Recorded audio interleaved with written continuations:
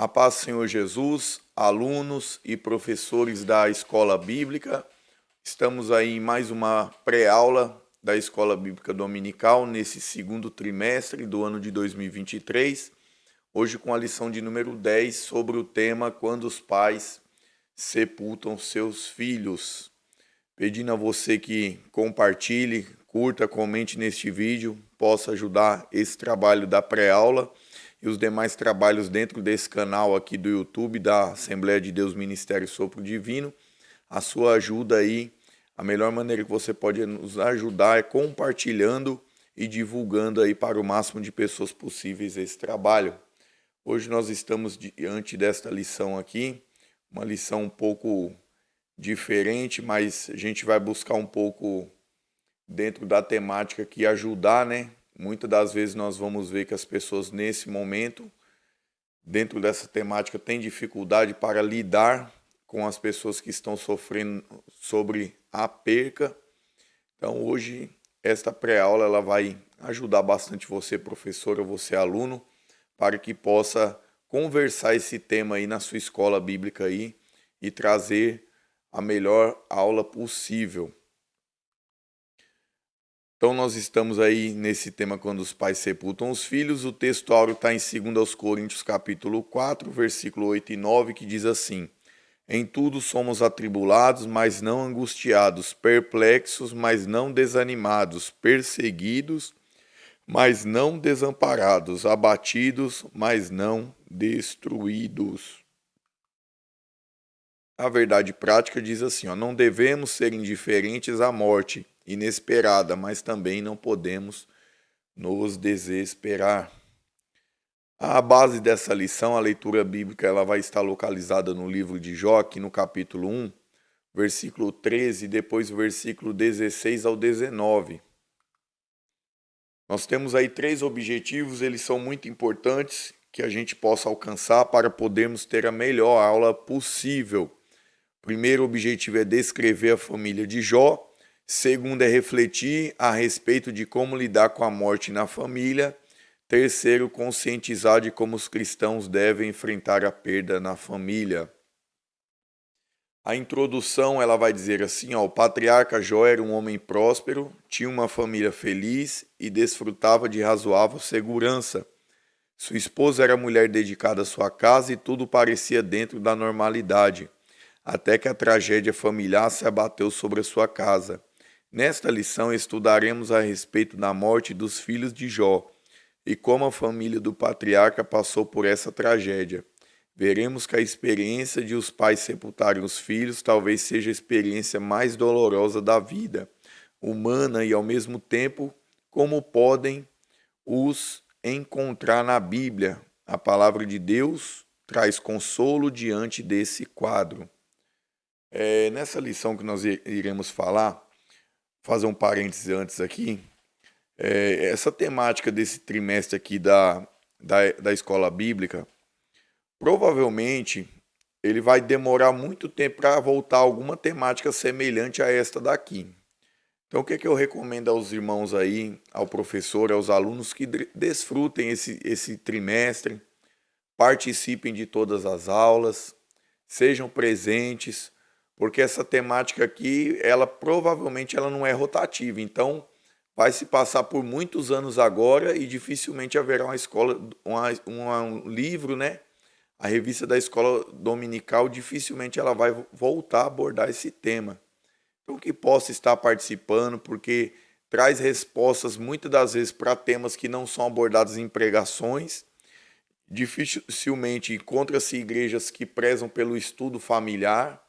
Então, esse trimestre, especialmente, a gente pode dizer assim que ele tem uma peculiaridade, né, muito boa para o momento da igreja, o momento da sociedade brasileira.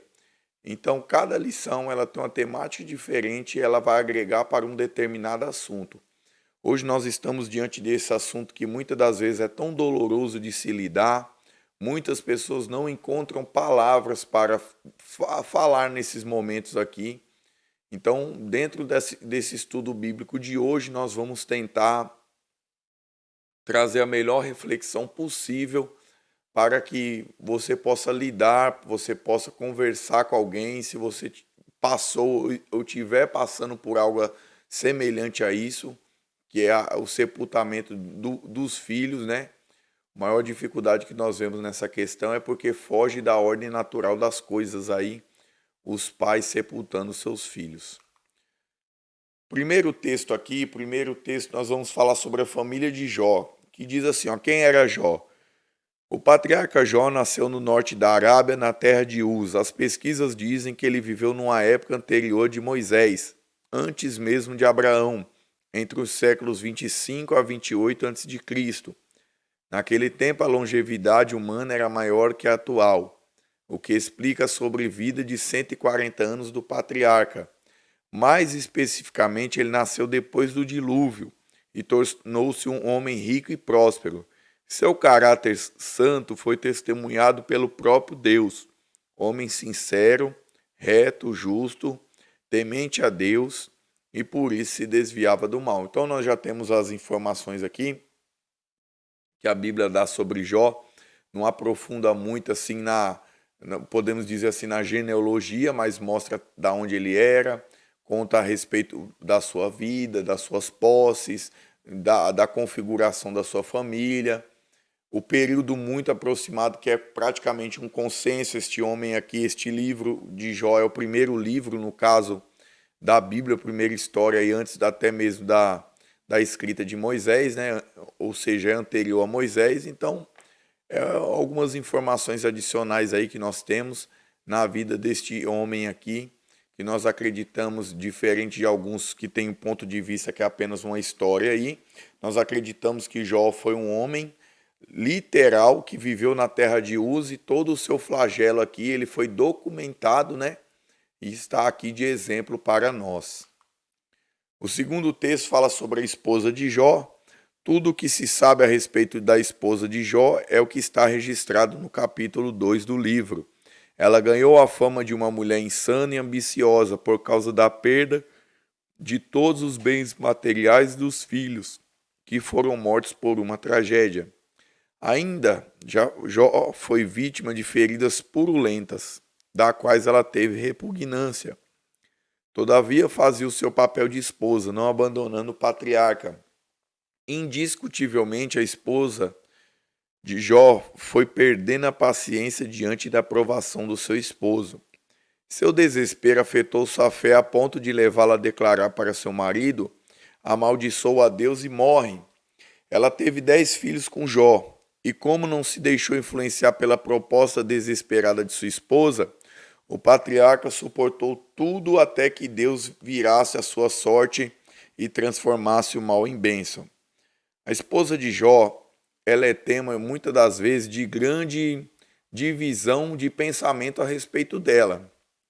Muitas pessoas vão ter um pensamento, né, a respeito dela simplesmente por conta desta frase aqui, que ela era uma mulher atribulada, que ela não era crente, que ela não era uma boa pessoa, ela não tinha um bom caráter. É isso que muitas das vezes você vai escutar aí em algumas palavras, em alguns estudos. As pessoas ali, elas tendo essa visão aí da mulher de Jó. Só que nós temos que entender o contexto da história, não pegar um recorte, mas o contexto. Nós estamos diante de uma mulher que perdeu tudo. E quando nós falamos tudo, ela vai perder ali a sua casa, vai perder a sua posse, vai perder o seu sustento. Pior do que o financeiro, o material, a morte de 10 filhos de uma vez só, repentinamente. Sobra-se o que para essa mulher? Sobra-se o seu marido. A situação do seu marido era uma lepra terrível, uma doença ali que atingiu a sua carne, apodreceu a sua carne. Ele se coçando ali com aquele caco de telha, um homem totalmente destruído. Ela não aguenta mais. A gente tem que quantificar.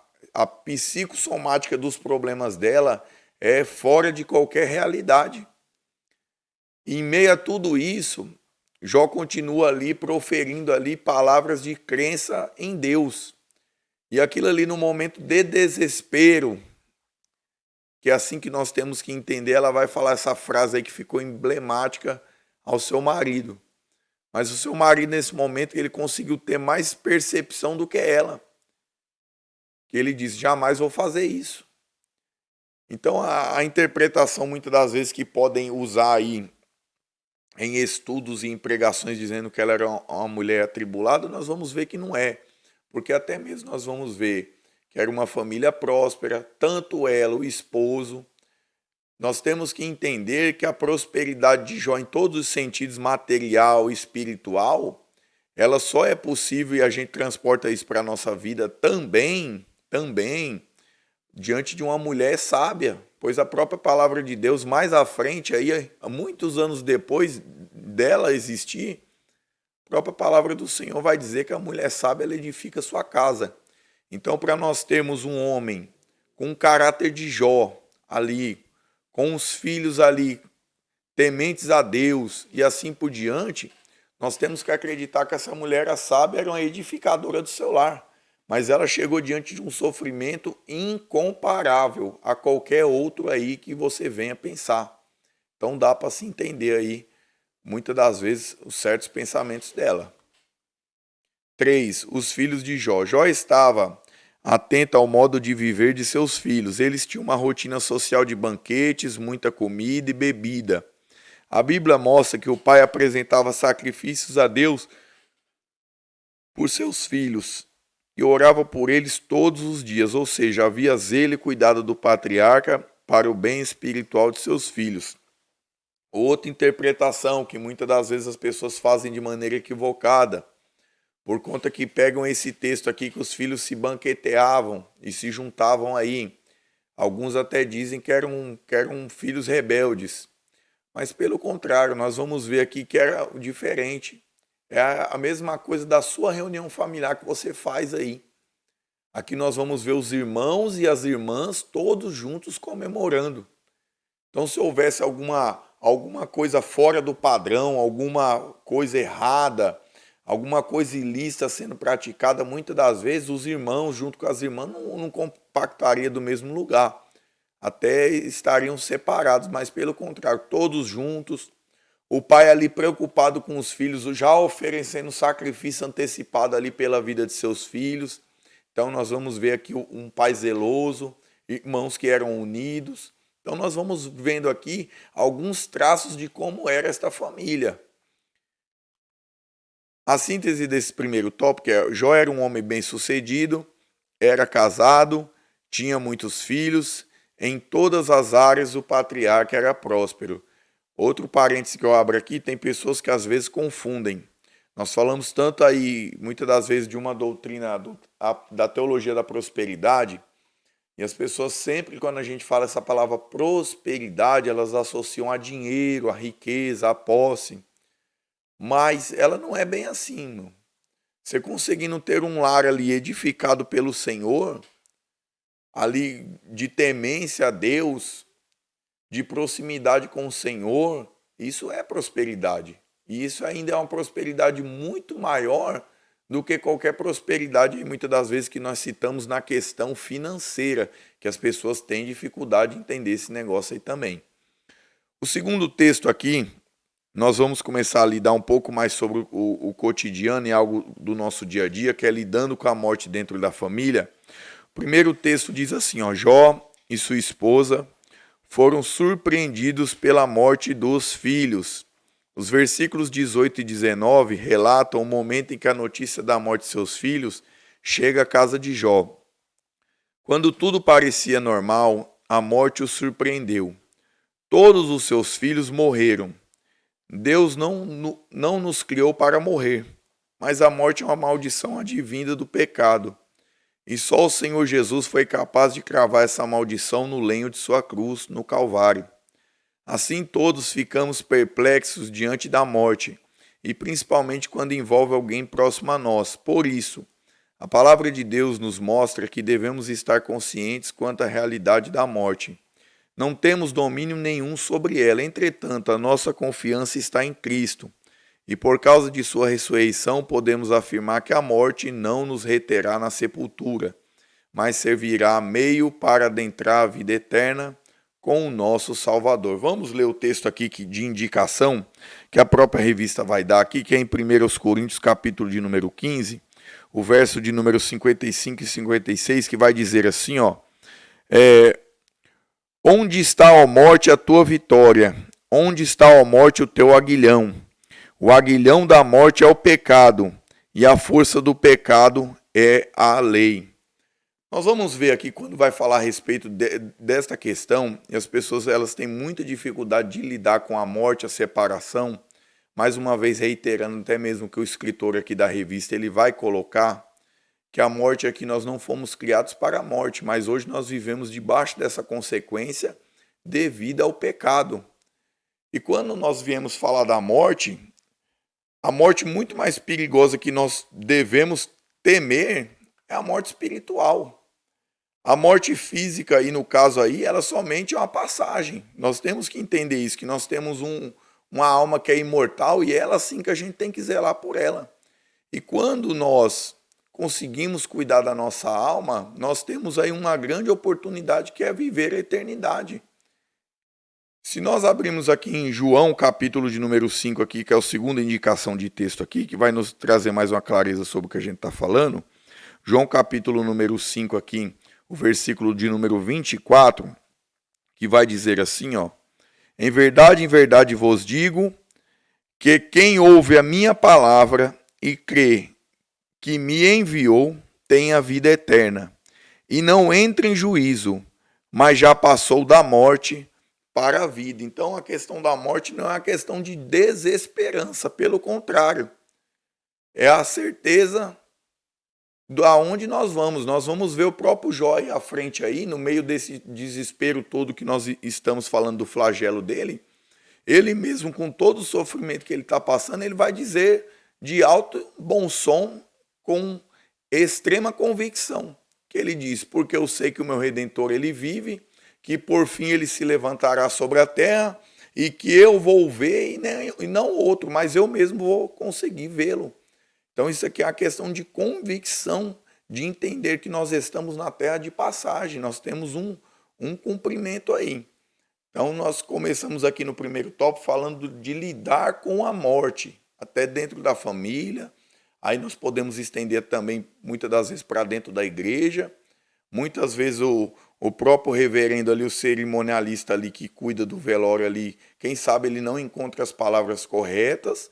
Então nós estamos lidando com este tema ímpar aqui na Escola Bíblica Dominical, dificilmente ele vai voltar, e nós temos uma oportunidade muito boa de entender mais sobre esse tema para poder lidar com ele. Onde ficam-se ali, principalmente quando nós entramos na temática da lição de hoje, que é os pais sepultando seus filhos, onde são marcas que muitas das vezes ficam para o resto da vida. E nós, como igreja, muitas das vezes como aconselhadores, nós temos um caminho aí de aprendizado para podermos lidar com qualquer situação aí. O segundo texto ele vai dizer assim, ó: razões para a tristeza do luto de Jó e de sua mulher. De certo modo, Jó tinha uma família feliz. Nesse contexto, Satanás desafiou a fidelidade dele e o atacou frontalmente com a morte de seus filhos. A Bíblia não fala do sepultamento dos filhos de Jó, mas certamente ele aconteceu. É importante ressaltar que uma perda como essa traz uma tristeza imensa. A palavra de Deus diz que há tempo para tudo, há tempo de sorrir, há tempo de chorar. A tristeza e o choro passaram a fazer parte da família de Jó, outrora feliz e próspera. Nós vamos lembrar disso aí. Eu lembro que certa feita a gente estava num sepultamento de pais enterrando seu filho, e eu lembro das palavras do pastor presidente desse ministério, o pastor Zé Lineu Rigonato, e ele foi em direção àqueles pais e falou a seguinte frase: não questionem a Deus porque a criança se foi. Não se culpem porque perdeu essa criança. Mas nesse momento, se coloquem diante de Deus e agradeçam ao Senhor pela oportunidade e privilégio que Deus deu essa criança em seus braços para que vocês pudessem amá-la, cuidá-la, abraçá-la. E aquilo ali, quando foi falado essas seguintes palavras ali para os pais, ali, aquelas pessoas que estavam à volta daquele velório, que muitas das vezes algumas batiam um desespero violento na sua alma, parece que aquela palavra ela entrou tão forte ali, parece não, entrou tão forte, o Espírito Santo agiu de tal maneira ali, que conseguia se ver ali o consolo ali naquele momento, que foi a gratidão de ter podido amar aquela criança. E quem sabe muitas das vezes as pessoas chegam diante de um momento desse e brigam até mesmo com Deus, questionam a Deus e é uma situação desesperadora. Mas quando se há pessoas nesses momentos, e esse papel aqui da escola dominical ele vai ajudar muito nessa temática, porque infelizmente essas coisas nós estamos suscetíveis a passar, tendo-se a palavra correta num momento tão difícil, tão pesado, tão ímpar na vida de alguém, muitas das vezes nós podemos trazer esperança. E eu creio que é esse tipo de frase, no momento oportuno, que ajuda, que edifica, que traz esperança mesmo no meio da dor. E é bom quando a gente consegue ter essa capacidade de falar a coisa certa na hora certa. Então aqui vamos para o próximo texto que diz assim, ó, fidelidade ao Senhor em meio à dor. No capítulo 1 de Jó, mostra a reação do patriarca diante da notícia trágica da morte de seus filhos. Jó rasgou o manto e rapou a cabeça, e lançou-se em terra e adorou o Senhor. Isso mesmo, Jó adorou a Deus. Aqui ele iniciou o processo de aceitação do ocorrido diante do Senhor, da vida. Essa passagem bíblica nos mostra que a dor da perda não passa, mas o processo de aceitação torna o luto mais digno. Por isso o patriarca pôde dizer em atitude de adoração, nu saí do ventre de minha mãe e nu tornarei para lá. O Senhor deu, o Senhor tomou. Bendito seja o nome do Senhor. Ainda o texto bíblico diz que Jó em tudo não pecou, nem atribuiu a Deus falta alguma. Mesmo no meio da dor, Jó conseguiu adorar. Dor incomparável, dor que nós não conseguimos comensurar, mas Jó conseguiu adorar o Senhor.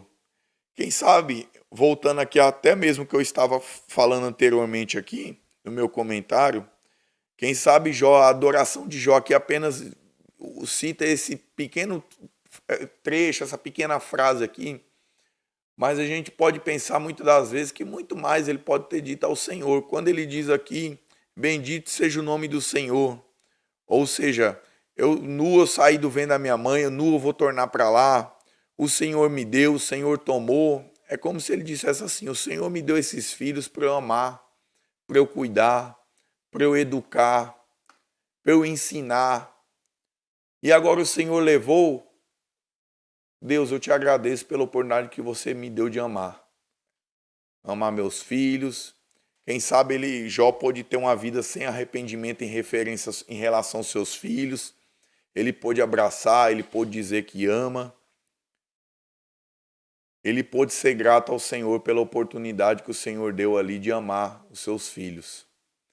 E é mesmo em meio à dor, irmão, nós podemos adorar o Senhor e agradecer pelo que Ele nos deu. Vamos ao próximo aqui. A síntese do tópico 2 é: Jó e sua esposa foram surpreendidos pela morte de seus filhos e tiveram que viver esse momento de dor. Terceiro texto aqui é os cristãos e o luto. Não culpe a Deus. Não é muito difícil de, num momento de percas inesperadas, o ser humano se desesperar e passar a blasfemar contra Deus. Não é isso que aprendemos com Jó. O antigo patriarca nos ensina a viver em confiança em Deus. No momento delicado da morte inesperada de um ente querido, nem sempre saberemos o motivo da morte de uma pessoa amada ou de um determinado sofrimento. Há mistérios na vida que não conseguimos desvendar na terra. O próprio livro de Jó não revela porque os seres humanos sofrem. O que o livro nos ensina e encoraja é suportar o sofrimento com paciência, achando-se fiel nos caminhos do Senhor, diante do processo de um sofrimento imerecido. Haverá um dia em que tudo estará patente diante dos nossos olhos. Vamos abrir nos textos sugeridos aqui, Deuteronômio 29, 29, que vai dizer assim, ó, as coisas encobertas pertencem ao Senhor nosso Deus, mas as reveladas nos pertencem a nós e a nossos filhos para sempre, para que observemos todas as palavras dessa lei. Eu sei que muitas das vezes nós, como seres humanos, nós queremos saber o porquê disso, porquê daquilo, explicadinho, esmiuçado, claro e evidente. Mas nem tudo é esclarecido do dia para a noite. As coisas diante de um grande processo, muitas das vezes nós vamos entender, ou quem sabe nós também passaremos a nossa vida e não entenderemos. Mas a questão é não culpar Deus. Mais uma vez eu reitero que agradecemos a Deus pelas pessoas que Deus colocou no nosso caminho para que nós pudéssemos as amá-la, as amar, as respeitá-las, a ter o privilégio da sua presença na nossa vida. Aproveitando esse momento a falar aos pais, onde nós estamos lidando muito nesse ambiente familiar. Aproveite para abraçar mais o seu filho, para ser mais participativo na vida do seu filho, para cuidar do seu filho. Porque os filhos, como a própria palavra de Deus diz, são herança do Senhor. Você está diante da herança que Deus lhe deixou, diante dos seus olhos aí, que são seus filhos. Então ame, cuide, abrace, respeite e assim por diante. O outro texto sugerido aqui, vamos a ele também, 1 Coríntios, capítulo de número 13, versículo de número 12, diz assim, ó: porque agora vemos como por espelho em enigma, mas então veremos face a face. Agora conheço em parte, mas então conhecerei plenamente, como também sou plenamente conhecido. Então aqui a própria palavra de Deus está garantindo que o que nós conhecemos em parte hoje, nós vamos conhecer plenamente.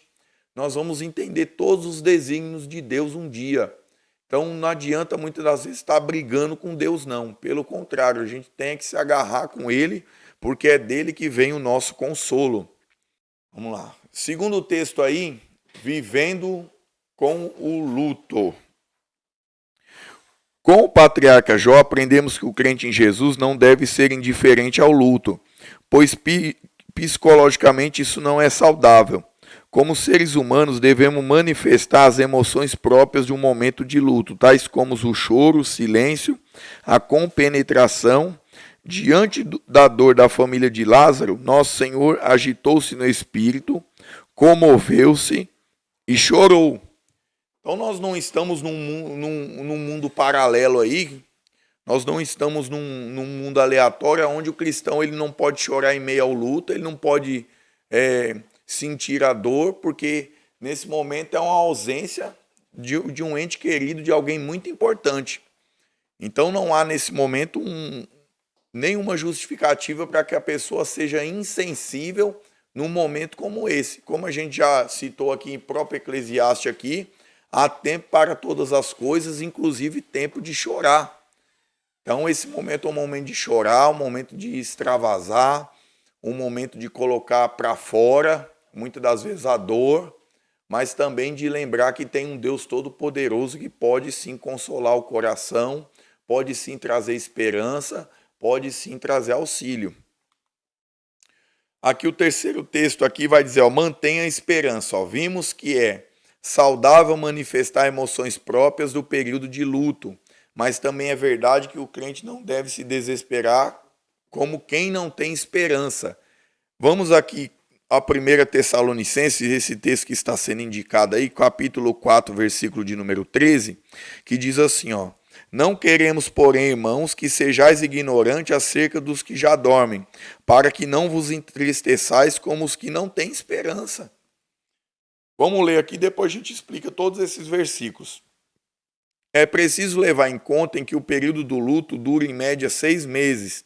Se após esse período a pessoa não consegue voltar às atividades normais, é preciso buscar ajuda especializada, pois isso não é saudável. Esse cuidado é coerente com a fé cristã que proclama a esperança de vida, porque nosso Senhor ressuscitou no terceiro dia, vencendo a morte. Portanto, a palavra de Deus traz consolo e conforto para a alma enlutada.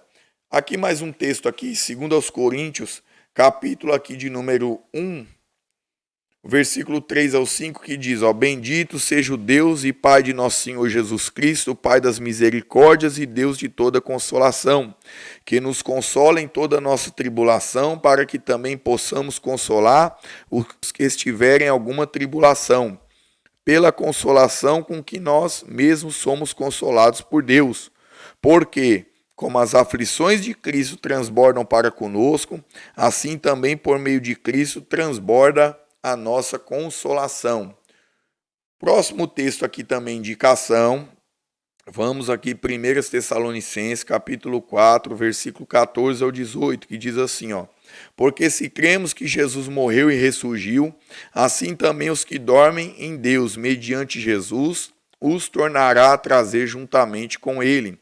Dizemos, pois isto, pela palavra do Senhor, que nós, os que ficarmos vivos para a vinda do Senhor, de modo algum precederemos os que já dormem, porque o Senhor mesmo descerá do céu com grande brado, voz do arcanjo, ao som da trombeta de Deus, e os que morreram em Cristo ressuscitarão primeiro. Depois nós, os que ficarmos vivos, seremos arrebatados juntamente com eles nas nuvens, ao encontro do Senhor nos ares, e assim estaremos para sempre com o Senhor. Portanto, consolai-vos uns aos outros com estas palavras.